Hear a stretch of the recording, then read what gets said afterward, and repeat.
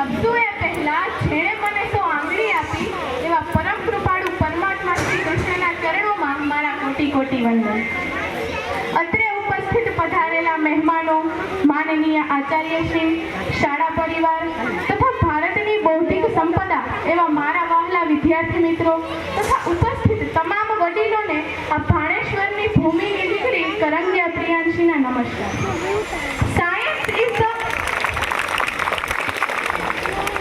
Science is the magic of the universe and we are its magicians. તો આજે હું તમને વિશ્વના આ જ જાદુરૂપ વિજ્ઞાન વિશે થોડું ઘણું કહીશ. સૌપ્રથમ તો વિજ્ઞાન અને ટેકનોલોજી એટલે શું? કુદરતના આ ભૌતિક વિશ્વમાં અપાર નિયમો અને સિદ્ધાંતો છુપાયેલા છે. આ જ નિયમો અને સિદ્ધાંતોની જાણકારી એટલે વિજ્ઞાન. આ જ નિયમો અને સિદ્ધાંતો જ્યારે વ્યવહારુ જીવનમાં પ્રયોજાય ત્યારે તે ટેકનોલોજી. અરે આ વિજ્ઞાન અને ટેકનોલોજીના સહારે 21મી સદીના માનવીએ શું નથી કર્યું. સમુદ્રના પેટાળમાં, જ્વાળામુખીના તળિયે, ઉત્તર ધ્રુવના નિર્જન બરફના પહાડોમાં અદ્ભુત અને અભૂતપૂર્વ સિદ્ધિઓ હાંસલ કરી છે. અવકાશમાં કૃત્રિમ ઉપગ્રહો તરતા મૂક્યા છે. અરે જ્યાં સુધી સૂર્યના કિરણો નથી પહોંચી શકતા ને ત્યાં સુધી વિજ્ઞાનના સાધનની મદદથી પહોંચીને માનવીએ કેટલાય અણખુલ્યા રહસ્યો ઉખાડી નાખ્યા છે. આ ઉપરાંત આ વિજ્ઞાન અને ટેકનોલોજીના સહારે અસાધ્ય ગણાતા રોગો સાવ સામાન્ય બની ગયા છે. આ ઉપરાંત 460 કિલોમીટર પ્રતિ કલાકની ઝડપે દોડતી ચાઇનાની મેઘવેવ, તાજેતરમાં જ લોન્ચ થયેલી 445 કિલોમીટર પ્રતિ કલાકની ઝડપે દોડતી બુગાટીની કાર જેવા અત્યંત ઝડપી વાહનોની મદદથી માણસ ઘડીના છઠ્ઠા ભાગમાં ક્યાંથી ક્યાં પહોંચી જાય છે. સુખ સગવડના સાધનો જેવા કે મોબાઈલ, ટેલિવિઝન અને રોબોટ જેવી શોધ તો આ માનવ જાતિ માટે વરદાનરૂપ સાબિત થઈ છે.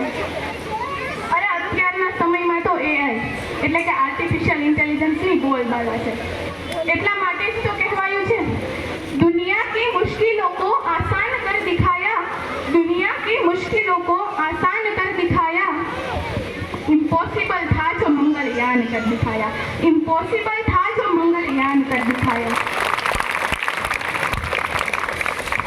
दुनिया की सारी मुसीबतों को आसान कर दिखाया, करना था जो भी काम वो विज्ञान ने कर दिखाया, करना था जो भी काम वो विज्ञान ने कर दिखाया.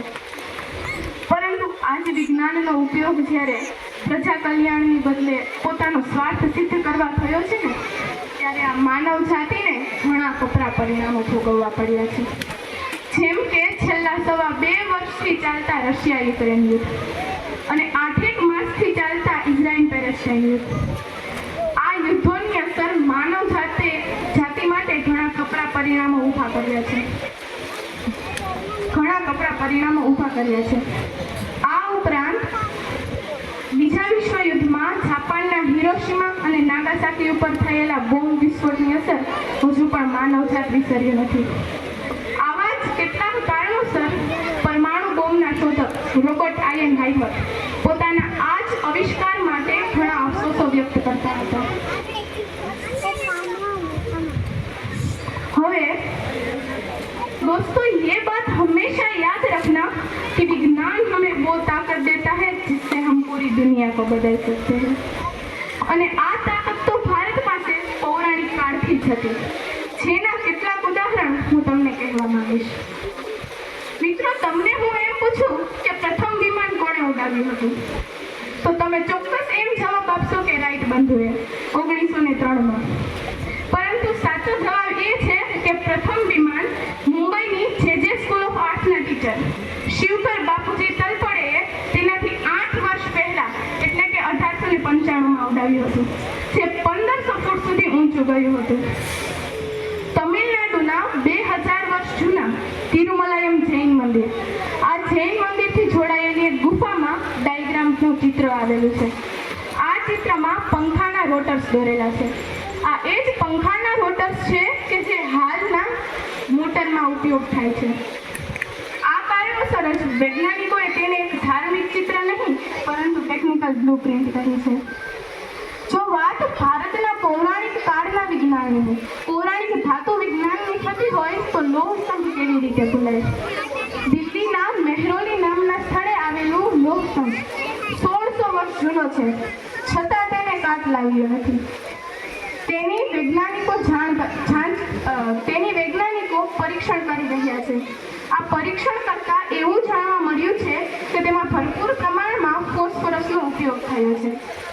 આ ફોસ્ફરસની શરૂઆત એટલે કે તેની શોધ 1669માં થઈ હતી, જ્યારે આ લોહ સ્તંભ તેનાથી પણ 1200 વર્ષ પહેલાનો છે. તો આવી કેટલીક બાબતો આપણને બતાવે છે કે પૌરાણિક કાળના ભારતના વિજ્ઞાનમાં કેટલી તાકાત હતી. એટલા માટે તો science is the beautiful gift to humanity અને use the science with law of nature.